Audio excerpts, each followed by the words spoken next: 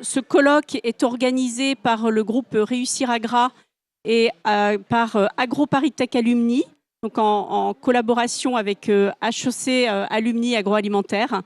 On va redémarrer cet après-midi avec un premier plateau. Voilà, on va en avoir 3 dans l'après-midi. Et donc ce plateau s'appelle « Quelles sont les politiques publiques à venir autour des transitions agricoles et alimentaires et comment s'organise le financement public et privé ?» Alors, pour introduire ce plateau, je passe la parole à Hubert Lange, donc directeur associé de Cerea Partners et HEC Alumni Agroalimentaire. Merci Nicole, et merci à tous d'être là dès 14 h, bravo. C'est méritoire, je crois qu'il y en a encore qui sont en cocktail, mais qui vont nous rejoindre. Donc les politiques publiques, effectivement, c'est important, à double titre. D'abord parce que les politiques publiques ont accru de façon significative les contraintes pour le secteur agroalimentaire, et parce que les pouvoirs publics, de ce fait, ont une responsabilité et en général une ambition de financement. Et donc nous allons en parler pour essayer de mieux la comprendre dans un environnement où les contraintes et les obligations se font de plus en plus systémiques et donc touchent la transformation agroalimentaire, mais aussi l'amont, les intrants, jusqu'à la distribution et la restauration. Donc premier volet sur politique publique, et nous aurons un deuxième volet sur tout l'aspect financement par le secteur privé, que ce soit au niveau des banques, qui commencent à avoir des obligations et des ambitions en termes de green banking, de finances vertes, et également du secteur des fonds d'investissement, qui, au niveau du haut de bilan, mais également du bas de bilan, deviennent de plus en plus actifs et eux-mêmes répondent à des critères ESG qui sera intéressant dans ce panel de discuter et de mieux comprendre. Pour adresser ces thèmes, nous allons avoir 3 intervenants. Nous aurons Katia Mertens-Lenz, qui est avocate au barreau de Paris et membre du Conseil de l'Ordre, et qui remplace Jean-Baptiste Moreau, qui ancien député porteur de la loi Egalim, qui malheureusement ne peut pas être là du fait des contraintes de transport. Nous aurons Jean-Christophe Roubin, qui est directeur de l'agriculture et de l'agroalimentaire au Crédit Agricole, et Christine Panier, qui est responsable des investissements en equity Lower Mid Market et Europe de l'Ouest au sein du FEI, le Fonds européen d'investissement, qui a un rôle majeur dans le financement de tout ce qui est fonds d'investissement. Voilà. Merci beaucoup Hubert, merci. Et donc je vous demande à tous les 3 de venir me rejoindre, s'il vous plaît. Alors, oui, voilà, c'est bien. C'est effectivement la table ronde la plus féminine de la journée.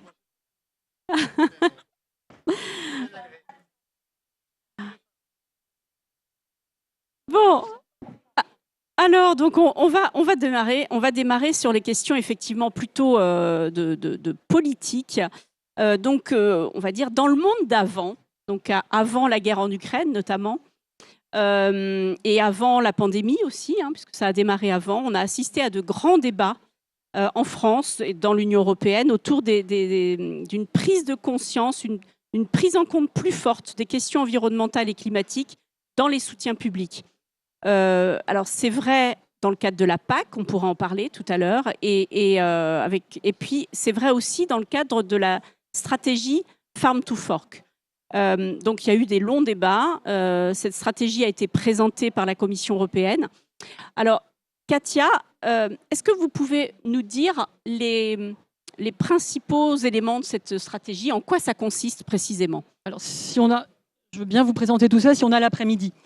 Non, 5 minutes. 5 minutes, ouais, très rapidement, alors vraiment les grands axes. C'est un projet très ambitieux. C'est la première fois, je pense qu'il faut commencer par cela, c'est la première fois qu'on aborde au niveau, en tout cas européen, l'alimentation avec l'environnement, qu'on couple vraiment et qu'on subordonne l'un à l'autre et l'autre au premier. Donc du coup, c'est très ambitieux, ça oblige tout le monde à se mettre autour de la table, donc toutes les directions de la commission, tous les organismes qui sont autour. Et la commission sont sous ce ombrella, comme on dit en anglais, sous l'égide de Farm to Fork Strategy, pour bien montrer que l'approche... Je vais essayer de parler encore plus fort parce que là... De quel côté ça résonne? Il y a de la concurrence. Il y a de la concurrence, alors je vais hurler dans ce micro. Là, sous l'appellation Farm to Fork Strategy, on a présenté en mai 2020, la commission a en fait présenté un plan d'action très général, encore une fois très ambitieux, qui englobe 27 initiatives. Dans ces 27 initiatives, vous avez des initiatives réglementaires et d'autres qui peuvent être de nature volontaire, incitative, etc. Vous avez vu le code de bonne conduite des entreprises, par exemple, qui est sorti. C'était la première mise en œuvre d'une des initiatives de cette Farm to Fork stratégie qui est sortie en juillet 2020. Si je puis me permettre, ça a été peut-être un petit plouf ou un pipi dans l'eau parce que il en est pas ressorti grand-chose. On a demandé aux entreprises de bien se tenir, d'où le nom de code de bonne conduite, et de bien travailler entre elles, etc. Mais comme c'était qu'incitatif, alors au niveau européen, on aime bien le mot de code, mais ça ne veut pas dire grand-chose. Mais on n'en a plus entendu parler, et nous, dans nos milieux un peu d'initiés, qui grenouillons autour de la commission, on a ouï dire que voilà, le code, c'était pas une des initiatives les plus brillantes. Maintenant, toutes les autres initiatives sont très variées. On est encore une fois toujours dans l'esprit associé l'alimentation et l'environnement pour atteindre les mots dont on parlait en boucle ce matin, souveraineté alimentaire, mais surtout durabilité. Et quelle n'a pas été ma surprise en découvrant la proposition en 2020, dans l'occasion de laquelle la Commission s'est engagée à définir le terme durabilité et aliments durables. Et je me suis dit, ouf, je ne suis pas la seule idiote à ne pas savoir finalement ce que ça veut dire. Donc tout ça pour revenir au début, c'est-à-dire qu'on a donc un projet ambitieux, 27 initiatives, pour déjà arriver à un monde durable et donc sustainable, mais il va falloir commencer par le définir. Je trouve ça assez piquant. Cette définition n'est pas encore sortie. Moi, je suis assez basique. En bonne alsacienne, j'aurais commencé par ça. Mais bon, bref. Alors, parce que je sens que vous allez me couper la parole, non? Des initiatives un peu plus concrètes, comme ça, au pif, je vous les jette en pâture. L'anti-gaspillage, on souffre, ça c'est concret, on souffre beaucoup, on a du mal, on en parlait ce matin avec Dominique Chargé et Michael Delagna, c'est bien d'améliorer la production, mais dans les conditions actuelles, encore faut-il réussir à produire. C'est encore plus honteux, ça l'a toujours été, mais aujourd'hui plus que jamais, c'est encore plus honteux d'accumuler des déchets et en amont de ces déchets, de gaspiller. Parce qu'avant le déchet, il y a le gaspillage. Ils sont deux approches du même problème, mais deux approches néanmoins un petit peu différentes. Alors là, la Commission s'est engagée avant la fin de l'année à revoir, dans le cadre du règlement INCO, ce fameux règlement dont je parlais ce matin sur l'information du consommateur, qui est définitivement le socle pour cette relation consommateur et initiative des entreprises. La Commission s'est engagée à revoir les dates de péremption. Parce qu'on s'est rendu compte, et je trouve ça très bien, enfin vraiment, j'aime bien donner mon avis, mais c'est une mesure qui est assez bête, assez simple, et on s'est rendu compte que le consommateur, et pas seulement le consommateur lambda, le consommateur, il a été tellement éduqué justement à l'idée qu'il fallait qu'il prenne soin de sa santé, de lui, en regardant les dates de péremption, il confond allègrement date limite d'utilisation optimale et date limite de consommation, ce qui n'a quand même rien à voir, parce que d'un côté, on est dans l'erganologie. On est dans, si vos biscuits sont un peu plus secs, s'ils sentent moins, je sais pas quoi, le citron, bon bah voilà, mais vous n'allez pas faire un séjour à l'hôpital. En revanche, quand on dépasse des limites en termes de microbiologie, là vous vous exposez davantage. Donc cette mauvaise compréhension, cette mauvaise lisibilité, tout le monde en est un peu responsable, parce qu'à la fois on a une espèce d'éducation, on a encouragé le consommateur à y être attentif, on a changé aussi les acronymes, ce qui fait qu'aujourd'hui on s'y perd et que suite à beaucoup comment dirais-je, de micro-trottoirs, d'études, il s'est avéré que le consommateur, dès LUO dépassé de 24 heures, il jette. Donc voilà, ça c'est, je trouve, une mesure qui est applicable, audible, et qui va pouvoir se mettre en place assez facilement. Donc on attend, ça pourrait être avant la fin de l'année. Donc ça, c'est un petit pas vers les mesures anti-gaspi. On attendait, alors là, plus du côté de l'environnement, des mesures contraignantes s'agissant des limites d'utilisation des pesticides chimiques. On parle de 50% avant 2030, des premiers paliers en 2025, etc. Alors là, il y a un accompagnement des pouvoirs publics européens, dans la mesure où ce projet qui était attendu pour cette année a été un petit peu suspendu en raison de la guerre en Ukraine, et on comprend pourquoi. Parce que déjà que tous les intrants et que tous les pesticides, on a du mal à se les procurer et ils coûtent 3, 4, 5 fois plus cher. C'était pas le moment de dire, ou si, c'était peut-être le moment, vous me direz. Il y en a plus, donc c'est le moment de dire, vous pouvez vous en passer. En tout cas, c'est pas du tout l'approche de la commission. Donc là, je serais bien incapable de vous en parler. C'est suspendu et on attend. Alors, il y a tout un tas d'autres choses. On parlait, juste avant de prendre la parole, du bio. On sait qu'il y a eu, en tout cas, un véritable engouement pour le bio. La courbe tente un peu à, non pas à s'inverser, mais en tout cas, c'est plus une ascension fulgurante. On est plus sur ces performances à 2 chiffres continues. Une raison qui, à mon sens, est assez évidente, c'est le coût. Et on en revient à des commodities, à des matériaux de base. L'objectif, c'est fait 25% de surface agricole en bio. Tout à fait. En 2030. 2030, oui, c'est tout ça. à fait. Et alors, j'aurais bien aimé que Dominique Chargé soit encore là, de la coopération agricole, parce que c'est la même problématique. C'est bien beau de vouloir produire mieux, de vouloir tout adapter, mais à l'heure actuelle, encore faut-il pouvoir produire. Et il parlait de planification, c'est vous qui l'avez interpellé sur ce sujet, mais pour moi, la planification, c'est de l'ajustement, justement, donc, à voir si le bio est aussi demandé, et si l'offre en bio, s'il va falloir ajuster la demande à l'offre qui tend peut-être à se réduire. Voilà. Donc les pesticides, l'usage des engrais, réduction de l'usage des engrais dont on parlait. Tout à fait. Le bio, réduire l'utilisation des antibiotiques aussi, oui, moins 50%, tout à fait, c'est ça. tout à fait, tout ça. Donc pour les animaux d'élevage. Dans la même idée environnement / alimentation. C'est ça. Après, il y a des choses plus sur du nutritionnel, donc on est plus sur l'amélioration de notre alimentation et de son information, encore et toujours. Des choses qui vont sortir, alors je vous en parle parce que c'est réglementaire et qu'on attend la proposition pour la fin de l'année, donc c'est-à-dire là, dans vraiment pas longtemps. Et ça part sur le fameux Nutri-Score que vous connaissez tous. La Commission, de par le nombre et la multiplication des initiatives nationales de 10 Nutri-Score, à l'heure actuelle, il y a 7. Comme il en pousse tous les jours, mais à date, je pense qu'il y en a 7 entre le système italien, le système néerlandais et puis tous les pays qui pratiquent le Nutri-Score. Et donc ça, c'est un marquage, une information nutritionnelle de front of pack, comme on l'appelle, de face avant de l'emballage, qui reste volontaire et qui est censé fournir aux consommateurs une information beaucoup plus directe, immédiate, par rapport à ce qu'il est bon ou moins bon pour lui de consommer. Alors encore une fois, l'objectif, c'est d'harmoniser, d'en avoir plus qu'un. C'est d'harmoniser, d'en avoir plus qu'un au niveau européen, parce qu'il y a bien une chose que la Commission ne peut pas tolérer. La Commission, je vous rappelle, c'est quand même la gardienne de la bonne application des traités, la gardienne de la construction de l'Europe, de ce marché uni, comme l'appelait Monsieur Chirac, Delors, pardon, et qui a œuvré pour qu'on ait justement cette libre circulation des marchandises et ce marché harmonisé.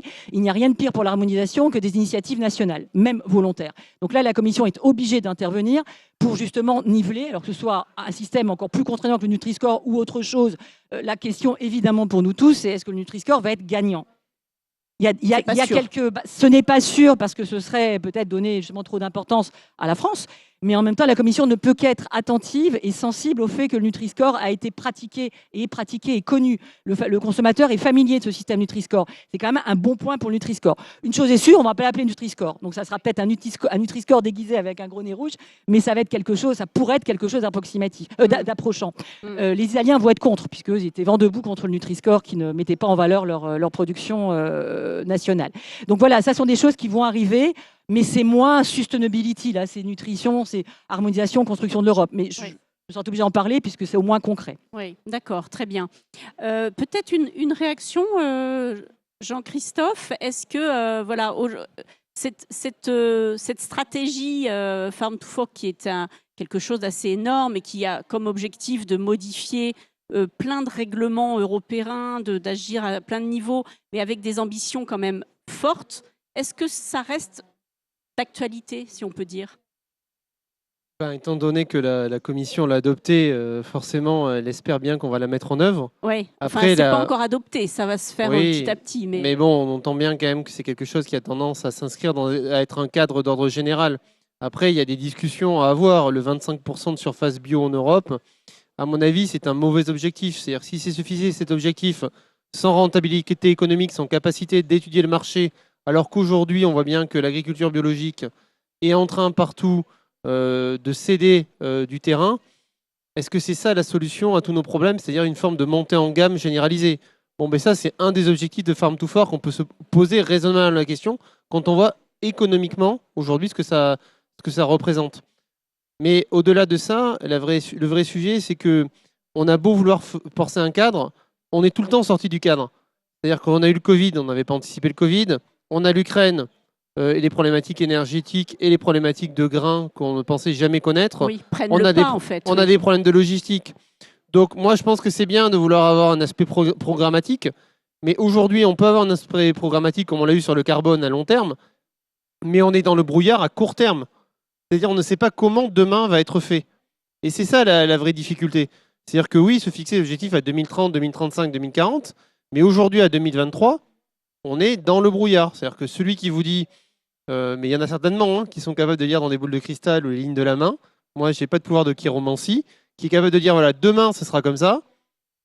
C'est très, très difficile. Et donc, c'est là où il faut arriver à gérer le court terme et à sauvegarder l'existant et à préparer demain et le moyen et le long terme. Voilà. Donc, arriver à faire les deux, c'est très, très compliqué. Et c'est tout le défi aujourd'hui sur les secteurs agricoles et agroalimentaires, c'est de conserver le court terme, préserver une activité, tout en préparant à ce que ce sera demain. Et en sachant que de toute façon, il y a des changements qui sont inéluctables. Donc les gens qui vous disent non, mais de toute façon, profitons de cette situation pour se dire de toute façon, on va revenir en arrière sur un certain nombre de tendances. Oui, ça ne marche pas non Voilà, plus. Quoi. je pense que c'est aussi un raisonnement erroné. Par contre, se dire on va courir comme des dingues vers cet objectif alors qu'aujourd'hui, on ne sait pas si on peut continuer à notre activité, c'est aussi un peu illusoire de penser qu'on va tout changer du jour au lendemain. Mais il en est de ça comme du salon de l'auto. Je me permets juste cette comparaison. J'entendais M. Tavares ce matin qui parlait de ça. Il disait soyons lucides sur la voiture électrique. Voilà, il faut 20 ans pour modifier les infrastructures, il faut 5 ans pour construire des nouveaux modèles électriques, il faut 10 ans pour équiper en borne. Donc ce n'est pas du jour au lendemain qu'on décide une stratégie qu'on la met en œuvre. Et je pense que pour l'agriculture et l'agroalimentaire, il faut aussi comprendre cette notion de temps long. On a besoin de temps pour changer les modèles. D'autant qu'en même temps, il y a le changement climatique qui complique encore un peu la donne. Tout à fait. Alors, pour aller un tout petit peu plus loin sur les questions de... Pardon, excusez-moi. Sur les questions de politique publique, on a aussi la PAC. Donc la PAC qui va rentrer, la nouvelle PAC qui va rentrer en application à partir de 2023, donc demain, hein, et qui renforce encore cette question on va dire, environnementale et climatique. Donc, en faisant en sorte que, donc avec le système de ce qu'on appelle les éco-régimes, donc peut-être un petit mot, Katia. Un petit mot. Alors, l'éco-régime, oui, je disais tout à l'heure que la Farm to Fork stratégie était le premier projet qui était très ambitieux parce qu'il visait à associer et à conditionner ou à subordonner l'alimentation au respect de l'environnement et inversement.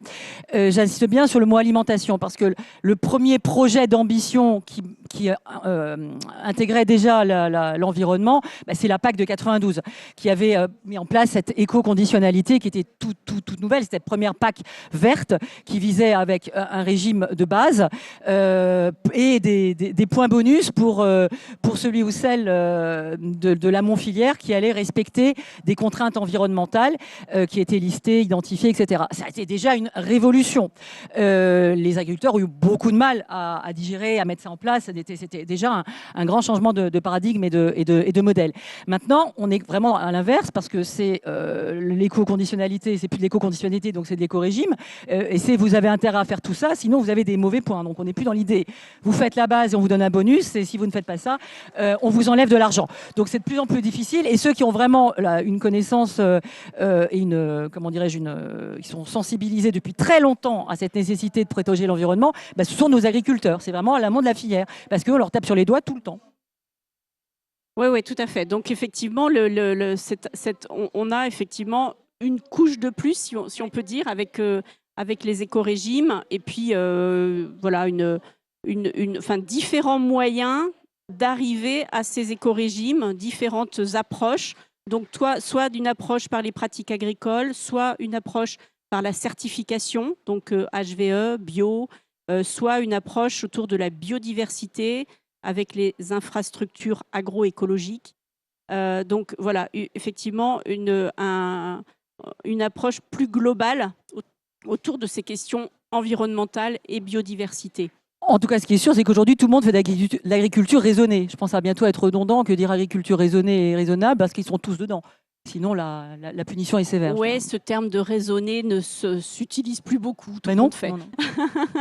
Je ne sais pas si Jean-Christophe, un petit mot. Non, d'accord. Alors, ça, c'était notre première partie. Et maintenant, on va rentrer davantage sur les questions de financement durable, qui est aussi d'investissement durable. Non, c'est plutôt oui, d'investissement durable, effectivement. Les deux, en fait. Les deux peuvent se dire, oui, tout à fait.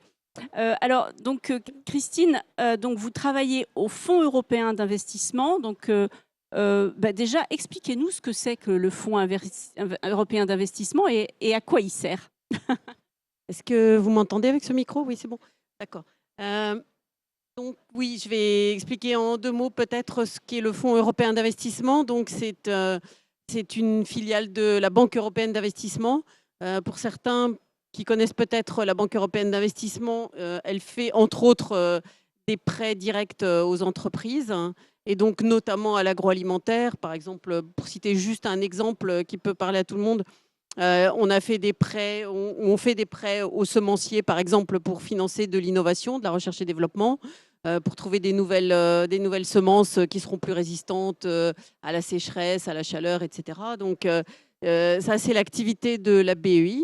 Le FEI, lui, au sein de la BEI, a une activité de financement des entreprises petites et moyennes, donc des PME et des ETI. Par un modèle qui, lui, est intermédiaire. C'est-à-dire que nous, on n'investit pas en direct dans les entreprises, on investit par ce que nous, on appelle des intermédiaires, c'est-à-dire, en fait, soit des banques auxquelles on fournit des garanties, de façon à ce qu'elles puissent répartir leurs risques différemment, ou on prend une partie du risque à notre charge, afin que soit eux-mêmes puissent financer des projets plus risqués, qu'ils aient éventuellement possibilité de bonification d'intérêt, ou voilà, une meilleure diversification de leur portefeuille. On a un exemple qui est assez récent, que mon voisin peut en parler mieux que moi, qui est l'initiative nationale pour l'agriculture française, qui, à partir d'un financement public, je crois que c'est du ministère de l'Agriculture, et d'une garantie du FEI, des banques sont donc en mesure maintenant de proposer des prêts aux agriculteurs, soit pour des transmissions de génération, soit pour des nouvelles installations, soit pour des améliorations de leur système d'exploitation. Et aujourd'hui, on est à 800 millions à partir donc de financement groupé entre le ministère de l'Agriculture, la garantie du FEI et les fonds des banques. Donc ça, c'est pour la BEI. Oui. Enfin, c'est pour les activités purement prêteuses. Donc c'est pour ça qu'on parlait de financement durable et d'investissement durable.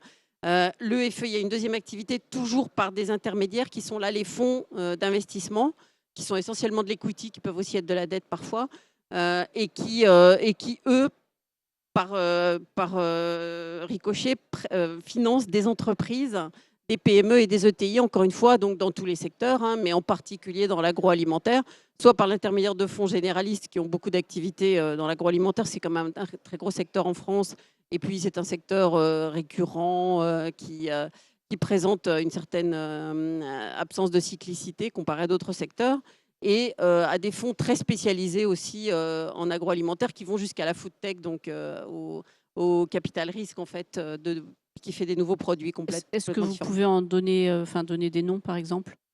Des noms de fonds? De fonds, oui. Il y en a un dans la salle. Ça, c'est un fonds, Azulis, qui est un fonds effectivement qui est généraliste, hein, c'est-à-dire qu'ils sont susceptibles d'investir dans tous les secteurs, mais qui ont une forte spécialisation, entre autres en agroalimentaire. Après, il y a des fonds qui sont complètement spécialisés dans l'agroalimentaire, comme FNB, comme French Food, ou des plateformes qui sont très larges et qui financent beaucoup d'agroalimentaires, comme Cerea, dont on a parlé tout à l'heure, D'accord. qui, eux, permettent de financer à la fois de l'equity, de la dette, des quasi-fonds propres, etc. D'accord, très bien. Et donc, comment la question climatique prend de l'importance au Fonds européen d'investissement? Donc, la question climatique, c'est une question évidemment qui est importante pour nous, puisque la Banque européenne d'investissement est la banque du climat de l'Europe, hein, de facto. Donc, nous, on a des programmes maintenant. On est financé essentiellement, peut-être j'aurais dû commencer par là, par des fonds de la BEI, des fonds de la Commission européenne, donc plus d'autres financeurs. Mais en tout cas, ce sont les deux gros financeurs du FEI. Et donc, par définition, ce sont des mandataires qui ont des grosses demandes en matière de financement de la transition énergétique, de la lutte contre le réchauffement climatique, etc. Donc, on a des programmes très spécifiques, que ce soit pour les garanties, comme pour le private equity, avec des programmes qui ont un angle soit de financer des entreprises qui sont ce qu'on appelle taxonomy compliant, donc tout ce qui est lié à la taxonomie européenne, donc des entreprises qui elles-mêmes par nature ont une activité dans la transition énergétique, par exemple, pour prendre un exemple tout simple, des fabricants de panneaux solaires, des entreprises qui interviennent dans la biomasse, dans le recyclage de déchets, etc. Et donc, ça, c'est la première activité. Et puis, de toute façon, maintenant, dans la plupart des fonds qu'on finance, il y a des objectifs climatiques qui étaient à l'époque plutôt des déclarations d'intérêt, qui aujourd'hui deviennent vraiment des objectifs chiffrés, c'est-à-dire des objectifs de réduction d'empreinte carbone pour les entreprises sous-jacentes ou des réductions de déchets, des réductions d'emballage, etc. D'accord, ok. Et donc, ce sont des indicateurs bien identifiés. On aimerait bien que ça soit vraiment standardisé et identifié. On parlait tout à l'heure de la définition de ce que c'est que la durabilité. Ça reste encore quelque chose qui est en construction, on va dire, hein. Et donc, pour l'instant, chacun crée un peu ses indicateurs à lui, enfin, notamment dans les fonds d'investissement. On a beaucoup parlé, on parle encore beaucoup d'ESG. Mais ESG, peut-être il faut le donc, développer. Pour environnement, social et gouvernance. Donc, c'est des bonnes pratiques. Au départ, c'était des bonnes pratiques de management. Donc, ça a commencé par les très grosses entreprises. Et puis, petit à petit, ça descend sur toutes les entreprises. De notre côté, évidemment, nos mandataires, dans le private equity en général, les investisseurs ont des grosses demandes de rapports ESG, d'engagement ESG, etc.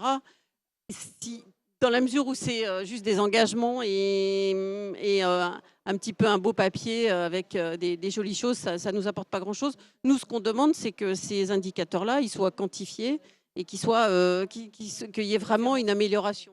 Alors, mais il n'y a pas de standard au sens où il pourrait y avoir un standard comptable. Bon, il n'y a pas de standard ESG. Donc, chaque fonds, finalement, pour l'instant, fait un peu choisit ses objectifs d'abord, et puis les quantifie à un temps T et le mesure annuellement ou au bout de 5 ans, enfin bon, selon les cas. Et vous n'avez pas ces référents. Est-ce que vous pourriez être habilité à créer ces références ou est-ce que non, pas tant que ça? Habilité On à n'en est créer pas des là. références, sans doute pas, mais Vous auriez la légitimité. Oui, on pourrait imaginer oui, que on a un gros échantillon, on a effectivement des fonds très innovants, des fonds moins innovants, etc. Donc on a une palette très très large et c'est vrai que on va pas nous-mêmes créer les référents, mais effectivement on peut contribuer à proposer des référents, à essayer d'harmoniser dans la mesure des possibles au niveau européen entre les différents fonds d'investissement et d'avoir des critères qui soient un peu plus récurrents, un peu plus mesurables. Mais il faut savoir qu'aujourd'hui, la vraie mesure, elle n'existe pas parce que tout dépend de quelle partie de la chaîne de valeur on parle. Est-ce qu'on parle de la totalité ou seulement de la partie qui concerne l'entreprise? ouais. Quel est le critère? Comment est-ce qu'on mesure les émissions de CO2? Comment est-ce qu'on trouve les chiffres? C'est pas si simple. Oui, tout à fait. Oui, Oui, Katia. je voulais juste rebondir sur le grand rôle que vous jouez en finançant les fonds qui eux-mêmes financent notamment les startups et toutes ces sociétés qui investissent dans l'innovation. Je ne parle que de l'innovation alimentaire, évidemment, et à laquelle je me dédie depuis, je dirais, 10, 15, presque 20 ans. L'approche a vraiment beaucoup changé. Je suis de plus en plus sollicitée par des fonds pour faire ce que vous appelez une due deal, mais la due deal, c'était connu pour une due deal sur les contrats de travail, la due deal sur tout un tas d'approches, mais de manière très étonnante, pas sur le core business, pas sur l'objet même de l'acquisition, en parlant d'une start-up, une start-up qui produisait des insectes avec l'ambition d'en faire des farines. Si son business model réglementairement ne tenait pas, c'est tout votre investissement qui s'écroulait. Et j'ai vu, je participe encore à beaucoup de mentoring de start-up, je ne sais plus comment on appelle ça, de jury, etc. Je suis allée à Singapour, en plein de trucs, c'est toujours très, très chouette, très dynamique, très, très American style. Mais le fait est que aujourd'hui, je sens vraiment une prise de conscience de la nécessité de bien investir et pas seulement de retirer, de prendre que le capital et pas le risque et de se dire combien je vais retirer le plus vite possible. Là, il y a quand même une prise de conscience du positionnement de cette innovation dans un contexte plus général. Et je vous dis, les sollicitations que je reçois sont vraiment d'analyser à la fois le business model et la compliance, donc la régularité réglementaire, c'est le cas de le dire, enfin la légalité de l'innovation, mais de voir dans quel contexte plus général elle s'inscrit. Il y a des tendances. Bien sûr, tous les fonds veulent investir dans le plan de base, vous êtes tous sur les mêmes dynamiques, mais vous êtes aussi tous rendus compte que les startups n'étaient pas équivalentes et qu'il fallait aider les sustainable, justement, les bonnes et les durables. Donc vous avez un très grand rôle à jouer et je trouve qu'il n'y a pas assez de due deal et il n'y a pas encore suffisamment. Mais de plus en plus de fonds, en tout cas, sont spécialisés maintenant en alimentaire et c'est très bien parce que je pense qu'on n'investit pas dans les panneaux solaires comme dans la viande cellulaire et qu'il faut quand même une certaine connaissance. Voilà. Oui, je crois que ça, il faut le souligner. Je pense que c'est une tendance forte, c'est que par le passé, le venture capital, c'était la santé et le software. Aujourd'hui, il y a effectivement une vraie food tech, un vrai écosystème food tech qui est en train de se créer et qui finalement, comme vous le dites, est très réglementé aussi et sur lequel effectivement, les aspects réglementaires sont primordiaux, comme ils sont dans la santé, par exemple. Exactement, pour moi, c'est du même ordre. Hein. D'accord. Alors, Jean-Christophe Roubin, donc au niveau du crédit agricole, dans cette démarche-là, et différentes structures, donc comment la question de la transition est prise en compte justement dans votre stratégie de financement des entreprises Aujourd'hui, elle est devenue majeure, c'est-à-dire agroalimentaire. Aujourd'hui, elle est devenue majeure, c'est-à-dire qu'il y a la transition agricole et agroalimentaire qui prend le pas sur l'ensemble des tendances que l'on voit, tant pour rapport au climatique que par rapport au changement de comportement du consommateur. Enfin, il y a plein de transitions. Il y a des transitions aussi sociales, hein, les renouvellements de génération. Oui. C'est aussi important et c'est aussi préparer l'agriculture de demain en ayant des nouveaux agriculteurs qui ont la capacité de s'installer et de vivre de leur activité. Donc des transitions, elles sont partout. Alors le premier problème, c'est d'abord de les définir. Ouais. Voilà. La question, c'est d'abord d'être capable de définir qu'est-ce que sont les transitions agricoles et agroalimentaires. Donc nous, en interne, on a fait un gros travail pour avoir un framework, comme on dit en bon français, et être capable de se dire, voilà, pour nous, ça rentre dans les transitions. Première conviction qu'on a, c'est que c'est amont-aval. Hein, il ne faut pas avoir une vision de dire ça c'est l'amont, ça c'est l'aval, ça c'est peut-être de la transformation. Il faut que ça concerne toute la chaîne de valeur. La seconde, c'est que, et le green banking et le green financing, on en parle de plus en plus, ça fait quelques années, mais on en parle de plus en plus. L'idée n'est pas de tout repeindre en vert, hein, même si je représente la banque verte. L'idée n'est pas de dire tout est vert. L'idée est de dire, est-ce que ces activités-là, elles contribuent à des transitions, elles sont dans des changements, elles s'inscrivent vraiment dans les changements. Parce que l'idée n'est pas de dire qu'on finance ce qu'on a déjà financé ou ce qu'on finance déjà, mais d'aider des gens à émerger des nouvelles pratiques et des nouveaux modes de financement. Après, la question la plus compliquée, après avoir défini ces transitions, c'est comment les mesure-t-on ? Voilà. Et là, aujourd'hui, c'est un débat, on l'a évoqué avec le FIBI. Est-ce que vous pourrez donner des exemples Par exemple, la réduction des intrants, oui. La réduction de la consommation de CO2, le fait de faire moins de plastique dans l'industrie agroalimentaire. On peut mesurer, mais la question, c'est d'être capable de voir ces actions et de les mesurer dans le temps. Et le fait de se dire, de toute façon, dans la filière fruits et légumes, ce ne sera pas pareil que dans la viticulture, c'est pas pareil que dans la... Donc en fait, comme on travaille avec du vivant et qu'on travaille sur des filières qui sont très différentes, selon les territoires, selon l'historique, et en Europe également, d'un pays à l'autre, ça peut différencier, comment on arrive à mesurer ça ? Parce que là, le problème de la banque, c'est le problème du risque et c'est le problème de la mesure. Donc je pense qu'avec le BFEI, on a les mêmes préoccupations. C'est-à-dire que nous, on ne peut pas dire, bon, on pense que c'est comme ça. Non, ça marche pas dans la banque, ça marche pas au doigt levé en se disant tiens, on pense que ça c'est une transition. Bon, c'est pas trop comment on va la mesurer, mais on va quand même le faire parce qu'on pense que c'est le chemin qu'on doit prendre. Non. Et la question, c'est de construire un référentiel, d'être capable de le suivre dans le temps et de voir aussi que ça a quand même une logique. Parce que c'est pas à nous non plus de définir la stratégie. Oui, c'est à nous de définir un cadre réglementaire avec l'État, mais c'est pas à nous de définir seul le cadre réglementaire. Et ça, je pense que c'est très important par rapport à la banque et à tous les métiers de la banque, soit du haut de bilan, bas de bilan, etc. Mm. Nous, on n'est pas là pour dire ça c'est bien, ça c'est pas bien. Vous voulez pas être On n'est pas les prescripteur. juges, vous êtes pas, oui. Voilà, on n'est pas prescripteur de la réglementation. La réglementation, elle appartient au pouvoir public, au niveau européen, au niveau national, de définir un cadre réglementaire. Nous, par contre, ce qu'on peut faire, c'est de par nos financements, flécher sur ce qu'on pense qui peut être meilleur ou sur des initiatives qui nous paraissent intéressantes. Donc, par exemple, mais pour autant, je veux pas que nous, enfin en tout cas moi, c'est comme ça que je joue notre rôle de banquier, c'est pas à nous de dire aux gens, ça c'est bien, ça c'est pas bien. Par contre, s'il y a un cadre réglementaire, on s'inscrit dedans. Ce qui est réglementaire est réglementaire, ce qui ne l'est pas, il ne l'est pas. Donc on ne finance pas des choses qui ne sont pas réglementaires. Oui, mais si c'est réglementaire, ça s'applique à tous. Pourquoi mettre un financement en particulier? Oui, mais ça veut dire que ce n'est pas obligatoire pour nous de le faire ou de ne le pas faire. Si après nous-mêmes, on se met des objectifs et on dit, voilà, nous, pour participer aux transitions, on a envie de mettre des moyens supplémentaires pour aller dans cette direction, ça ne veut pas dire qu'on va dire à un client qui ne le fait pas, on ne te financera pas. Oui, voilà, ça veut parce dire qu'on va qu'effectivement- l'aider dans sa trajectoire de progrès. Mais ce que je veux dire, on ne va pas imposer une trajectoire de progrès. On ne va pas dire, nous, en tant que financeurs, on considère que.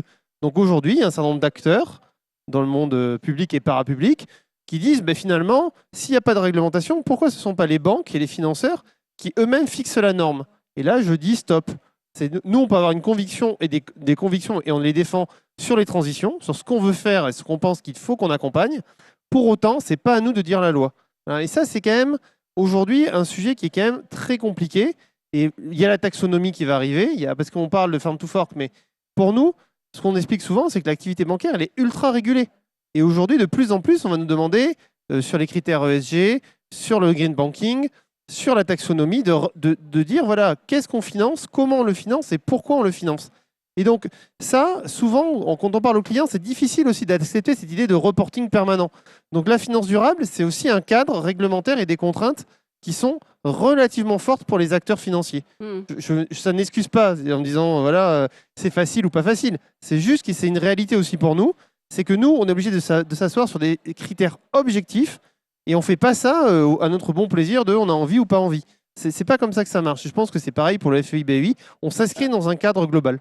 D'accord, mais effectivement, le FEI, mais quand même, enfin, à partir du moment où on est dans cette démarche d'investissement durable, il y a quand même des critères qui sont demandés au fonds et qui sont posés. Et ensuite, ce fonds, ça va ruisseler sur l'entreprise. Enfin, ça marche par étapes comme ça.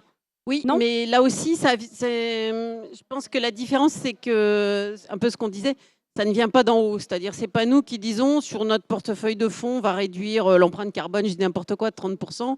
Puis à partir de maintenant, tout le monde va s'aligner, tout le monde va le faire. d'accord. Donc nous, on essaye pour l'instant de faire l'inverse, puisque c'est le début. Donc on invente un peu en marchant. Quand vous dites c'est le début, c'est qu'à partir de maintenant, il y aura systématiquement. Enfin, c'est quoi? Ça veut dire quoi? C'est le début? Ça veut dire que ça fait longtemps qu'on en parle, mais que ce qui est au début, c'est la mesure, oui. La mesure, c'est nouveau. Pour nous, c'est nouveau. Ça remonte à il y a 1 an ou 2, disons. Et en tout cas, les premiers fonds sur lesquels on a vraiment discuté de ça, ça remonte à il y a 1 an, on va dire. Hein. Depuis 1 an, Voilà. il y a systématiquement Voilà. une demande. Oui, encore pas systématiquement aujourd'hui, parce qu'il y a des fonds qui ne sont pas équipés pour le faire. Et là encore, on ne va pas les obliger à le faire du jour au lendemain. Ça dépend du secteur dans lequel ils investissent. Hein. Ça dépend de leurs outils eux-mêmes à eux. Est-ce qu'ils sont équipés pour le faire ou pas? Parce que ça ne sert à rien de leur demander de mesurer des choses qu'ils vont faire comme ça un peu au pif. Donc, et c'est souvent baisse des émissions de carbone? Ou ça peut être autre chose? Ça peut être autre chose. Souvent, c'est effectivement baisse des émissions de carbone, parce que là, on espère qu'on va pouvoir quand même avoir des éléments de mesure, même s'ils sont très imparfaits. Oui, même si ce n'est pas le plus facile à mesurer. Voilà. Oui, enfin, il n'y a pas grand-chose qui soit facile à mesurer dans ce domaine. Mais le carbone, c'est vrai que c'est aujourd'hui le critère CO2 émission est celui qui nous paraît aujourd'hui le plus abordable, en tout cas pour le calcul, pour voir sur les gaz à effet de serre, etc. Et puis il y a les objectifs de Paris, la stratégie nationale bas carbone, trajectoire net zéro. Donc voilà, Mais ça aujourd'hui, c'est à peu près quantifié, c'est documenté. Après, il y a des sujets qui sont très compliqués pour nous. La biodiversité. qui est un sujet qu'on entend partout. Bon, moi, je veux bien qu'on mette des gens à compter les coléoptères, mais vu qu'on n'a pas de référentiel, je ne sais pas comment on va dire. Voilà. Donc, il y a des gens qui disent, ouais, mais il y a des disparitions d'espèces, donc on est dans une perte de biodiversité. J'entends, mais encore une fois, pour pouvoir agir, il faut avoir la capacité de mesurer d'un temps 1 à un temps 2. Ça coûte extrêmement cher de mesurer, en fin de compte. Donc, oui, mais à ça, à la limite, il y a des gens qui nous expliqueront que ce n'est pas leur problème, que c'est plutôt notre problème à nous, et que ça c'est autre chose. Mais c'est pas tant que ça coûte cher, c'est qu'aujourd'hui, on n'arrive pas à trouver les bons indicateurs qui nous permettent de mesurer dans la durée l'impact d'une activité économique par rapport à la biodiversité. Donc, il y a des travaux très intéressants, il y a des gens qui parlent de comptabilité nationale, d'actifs passifs, de regarder effectivement, est-ce qu'on a un crédit sur la nature ou est-ce que finalement on a une dette par rapport à la nature. Il y a des méthodes qui sont en train d'essayer de se mettre en place, mais moi je vous rejoins. Il faut voir que même nous, en tant qu'établissement bancaire et je pense que financier, on est au début réellement de la mesure et de la capacité de suivre dans le temps et de pérenniser ça. Ça veut dire mettre en place des systèmes d'information, ça veut dire suivre nos clients dans le temps, ça veut dire être en relation complète avec eux et pas leur dire vous avez fait un rapport RSE très bien, mais d'être capable de dire voilà, dans votre rapport RSE, il y a tel élément qu'on retrouve qui correspond effectivement à l'objectif qu'on s'était fixé ou pas. Voilà, et là, c'est un travail de... Enfin, moi je le dis, pour les équipes et pour tout le monde, je les remercie, c'est un travail de titan, mais de titan pour faire ça. Et alors, effectivement, cette notion de gaspillage dont Katia parlait tout à l'heure, gaspillage, réduction de déchets, ça pourrait être... J'imagine que ça peut être quelque chose de mesurable aussi. Ça peut faire partie des critères ou pas tant que ça, non ? Si, ça doit faire partie des critères, effectivement. Et c'est peut-être oui, ça peut être un critère un peu plus facile à mesurer. Le taux de transformation, le taux de déchets, etc. Parce que ça, c'est peut-être un peu moins sujet à variation. Si on veut mesurer, par exemple, la consommation d'énergie d'une entreprise, c'est facile. On se dit, tiens, chouette, on va prendre les factures d'énergie, on va regarder le volume consommé, puis on va mesurer d'une année sur l'autre. Il faut tenir compte des variations climatiques, il faut tenir compte de la croissance de certaines activités plus ou moins consommatrices d'énergie et du mix produit, de plein de choses. Et même ça, c'est très difficile à faire. Donc effectivement, les émissions, le gaspillage, on pourra en revenir à ça. Je pense que dans les entreprises agroalimentaires, effectivement, il peut y avoir dans certains cas des critères de ce type. Il y a un dernier élément que je voudrais rajouter, c'est qu'on parle beaucoup des transitions. Et puis là, il y a un nouveau concept qui a émergé, qui est la souveraineté alimentaire. Et donc, on nous dit, mais c'est bien de prendre en compte les sujets de transition et de faire mouvement. Mais finalement, est-ce que l'autonomie alimentaire n'est pas à nouveau un sujet, à un moment où certains échanges sont stoppés, où la capacité d'aller chercher, de se sourcer à l'extérieur est un sujet. Et donc, un des débats, c'est de dire, oui, on peut très bien réduire nos émissions de carbone produites en France ou en Europe, mais finalement, importer ce carbone de l'extérieur. Et sur l'alimentation, c'est un des dangers qui est très prégnant. Et donc là aussi, il y a un autre élément, cette notion de comment on la mesure, comment on la calcule, comment on ne l'oppose pas aux transitions. C'est des débats sans fin et comme on n'a pas 4 heures, Nicole, je vais m'arrêter là. Alors justement, est-ce qu'il y a quelqu'un qui maîtrise les diapos, les slides ? Je ne sais pas si mes collègues sont là et je n'ai pas le petit boîtier. Je voulais voilà, c'est ça. Je voulais vous montrer effectivement dans cette infographie les différents niveaux de consommation d'énergie des industries agroalimentaires. Et effectivement, on voit que en fait, le secteur industriel le plus consommateur, ce sont les énergies, les industries laitières. On trouve aussi les sucreries, les industries de l'amidon. Ah oui, c'est ça, effectivement. Et voilà, vous voyez la viande, les aliments pour animaux. Non. Reste avec nous. Vous voyez, donc progressivement, ça diminue. Est-ce qu'il y a un risque ? Parce qu'effectivement, les industries sucrières, on le voit, c'est un vrai débat en ce moment, qui sont extrêmement affectées par l'augmentation du prix de l'énergie, qui se posent énormément de questions sur leur activité, tout simplement. On voit aussi des industries laitières qui se posent la question de continuer à faire tourner leur tour de séchage pour faire du lait en poudre. Est-ce qu'on pourrait imaginer qu'il y ait certaines industries qui sortent du financement parce qu'elles sont trop consommatrices en énergie ? Alors, C'est très compliqué comme question pour répondre aujourd'hui actuellement, parce que comme je disais, on est quand même dans le brouillard complet. Alors, mes collègues rigolent quand je dis ça, mais c'est un peu dans Game of Thrones. C'est sûr que winter is coming, c'est-à-dire qu'on se dit, les ennuis arrivent et sont devant nous. Parce qu'effectivement, on voit bien que la hausse de coût de l'énergie, du gaz, de l'électricité, et d'ailleurs ta diapo est très évocatrice. C'est sûr que dans le business model, jamais on avait pris des coûts de l'énergie qui allaient faire x4, x5 ou x10. Bah oui, bien sûr. Donc forcément, ça va peser sur la rentabilité de pas mal de secteurs industriels, et de deux donc, que tu as cités en premier, c'est-à-dire l'industrie laitière et l'industrie sucrière. Après, il y a plein de questions qui sont à se poser aussi, et de discussions qui sont actuellement à Bruxelles, sur le plafonnement du coût de l'énergie. Est-ce qu'il y aura des prix ou pas européens? Jusqu'à quel montant de chiffre d'affaires on peut ou pas protéger? En France, on a un tarif réglementé de vente qui plafonne aujourd'hui l'électricité à 180 € le mégawatt, mais jusqu'à un chiffre de concurrence de 2 millions d'euros. Donc on voit que ça s'adresse plutôt aux TPE, aux PME.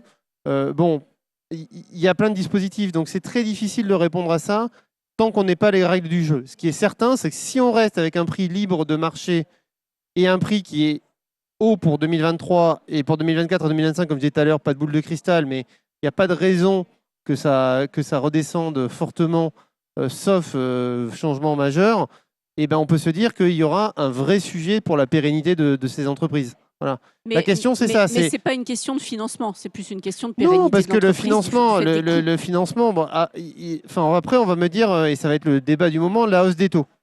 Voilà, c'est sûr que, pareil, derrière la crise énergétique et ces problèmes-là, parce que l'inflation, ce n'était pas un problème dû à l'Ukraine. L'Ukraine n'est pas le déclencheur de l'inflation.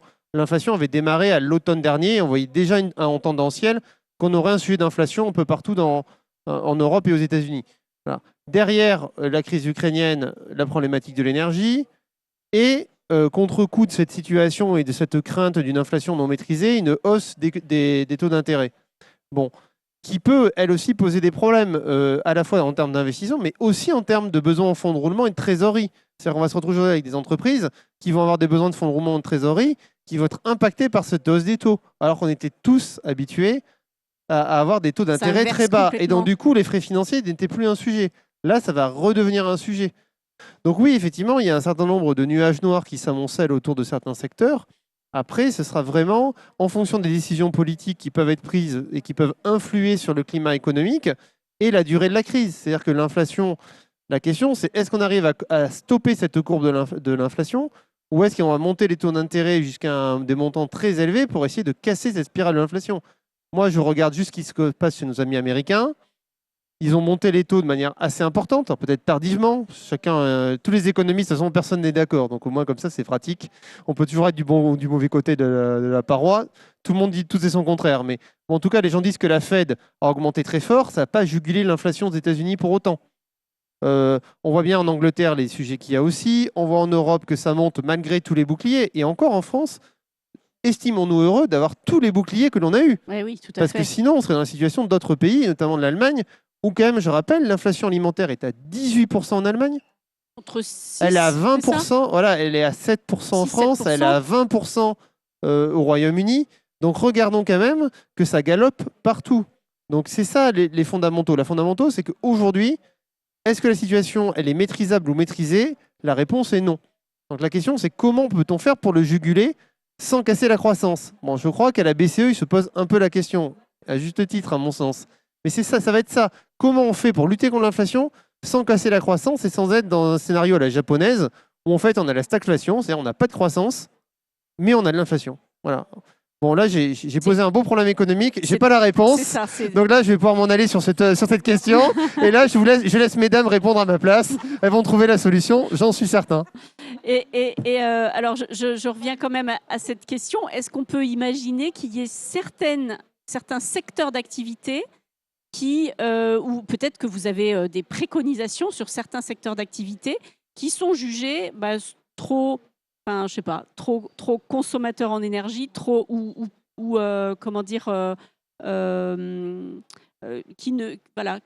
sortent du financement? Non, on n'a pas ce genre de préconisation. Peut-être qu'au contraire, on pourrait imaginer que certains financements particuliers pour aider les entreprises particulièrement consommatrices d'énergie à améliorer leur efficacité énergétique. Je ne sais pas, mais Ouais, en tout cas, non, je pense. vous prenez en compte la notion de progrès, en fait. Oui, c'est oui, ça oui, voilà. Je pense qu'on prend plus chez nous, en tout cas, plus la notion de progrès que la notion de consommation absolue. Et je pense que c'est comme ça qu'il faut raisonner, parce que 1% sur une industrie très consommatrice, c'est beaucoup mieux Ça a un que effet 5% sur très fort. une industrie qui consomme très peu. Hein. Oui, d'accord. Alors, je crois, vous m'aviez parlé de l'industrie de l'alcool distillé.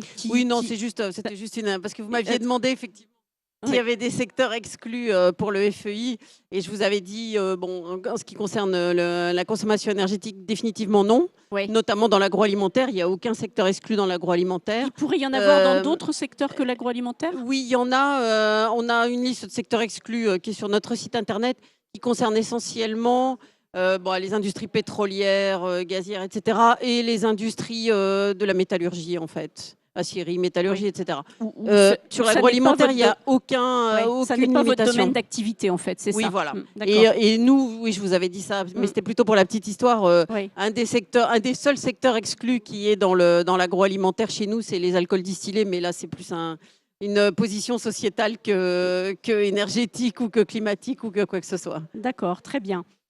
Écoutez, on a fait un peu le tour, sauf si quelqu'un d'autre veut rajouter quelque chose. Est-ce que vous avez des questions dans la salle? Est-ce que quelqu'un veut prendre la parole? Non? Pas de commentaires? Bon, très bien. Écoutez, merci beaucoup. Donc